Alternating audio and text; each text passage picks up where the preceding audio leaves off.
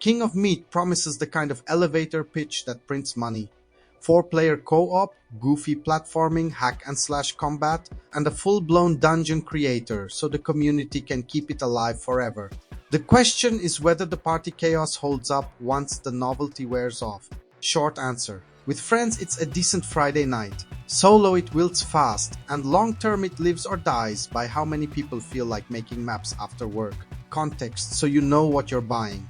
This is Glow made with Amazon Games early October 2025 on PS5, Xbox Series S, Switch, and PC with crossplay and online co-op. Think TV show death games played for laughs. You run episodes and longer seasons. Chase an approval meter for rewards.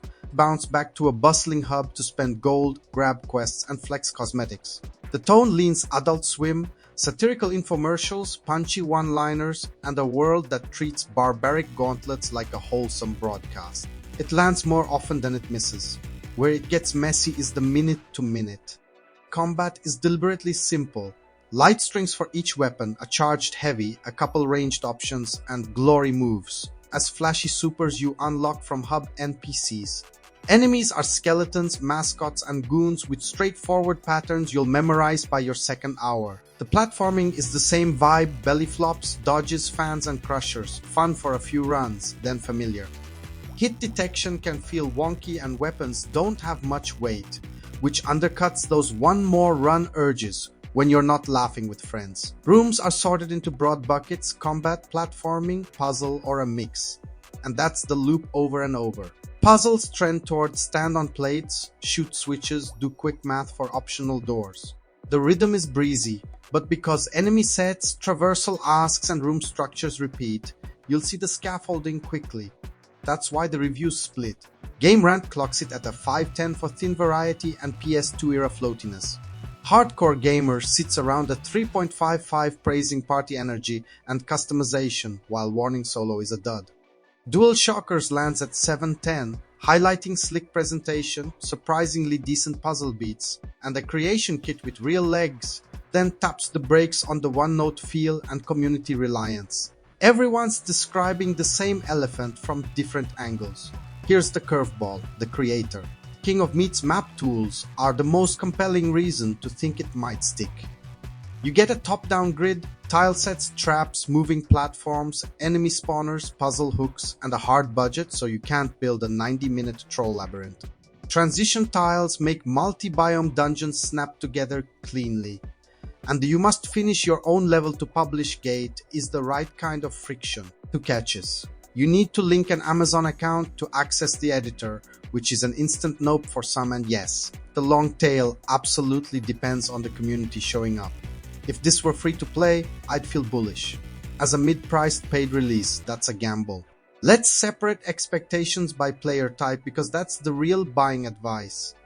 If you're solo focused, this is a weak value. The dev-made dungeons are a proof of concept, not a meaty campaign, and multiple outlets noted that difficulty tuning pushes you toward 3-4 players. Some puzzles even assume you'll split up. Add in occasional crashes reported pre-launch and a few vague quests, and you're better off waiting to see if the servers fill and the user-made playlists pop. If you've got a steady squad and you like low-stress co-op mayhem, the equation flips. The moment-to-moment becomes chaos comedy. Accidental sabotage, last-second saves, screaming through a hall of swinging cleavers, while someone fat-fingered the switch. The approval rating chase and scoreboard vanity give just enough meta to keep runs moving. Retention test number 1 is variety. The game tries to juice replay with unlockable weapons that rank up, cosmetic grinding that's legitimately fun, and those glory moves to spice routes. There's enough to tinker with for a weekend binge, but the core combat never evolves beyond. Press the same 3 buttons, now faster. If you were hoping for Hades-level weapon identities or Deep Rock style mission modifiers, temper expectations. Retention test number 2 is creator uptake.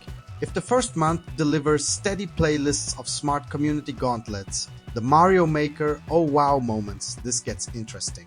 If not, you're left with a charming wrapper and a thin center. There's also a business model warning light. Live service party games thrive when the door is wide open. Launching as a paid mid-range title feels like friction at exactly the point where you need critical mass. A strong crossplay pitch helps, the humorous cutscenes help, the creator helps. But if the lobbies go quiet, this kind of game withers no matter how good the hub jokes are. Veteran Games' take is straightforward. King of Meat is not Fall Guys meets Dark Souls.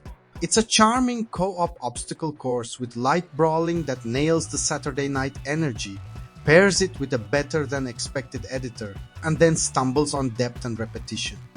With friends, it's a 7 out of 10 time. Alone, it's a 5 out of 10 shrug.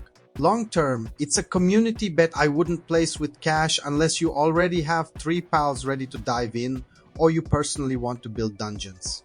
If this kind of no BS deep dive is your thing, hitch a ride with Veteran Game and hit subscribe. And if you're nodding or fuming, toss a like so this take survives the algorithm.